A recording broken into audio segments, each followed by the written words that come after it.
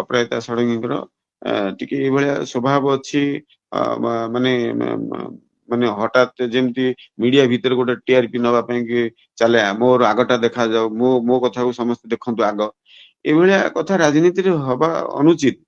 ଦୁଃଖର କଥା, କେବେ ବି ସାଂସଦ ମତେ ଏ କଥା ପଚାରିଲେନି, ସାଙ୍ଗେ ସାଙ୍ଗେ ଟ୍ୱିଟ କରିଦେଲେ, ସାଙ୍ଗେ ସାଙ୍ଗେ ଫେସବୁକ ରେ ଛାଡିଦେଲେ, ସବୁଥିରେ ଛାଡିବା କରିଦେଲେ, ଯୋଉଟା କି ଗୋଟେ ଅନ୍ୟ ବିପରୀତ ଦଳକୁ ବା ବିରୋଧୀ ଦଳକୁ ଗୋଟେ ବିରୋଧୀ ଦଳ ଇଏ ସୁହାଇଲା ଭଳିଆ କାର୍ଯ୍ୟଟା ହେଇଗଲା, ଯୋଉଟା ପାଇଁ କି ଆମେ ମାନେ ଦୁଃଖିତ ପୁରା। ଏଇ ଘଟଣାଟା ହବା କଥା ନୁହେଁ।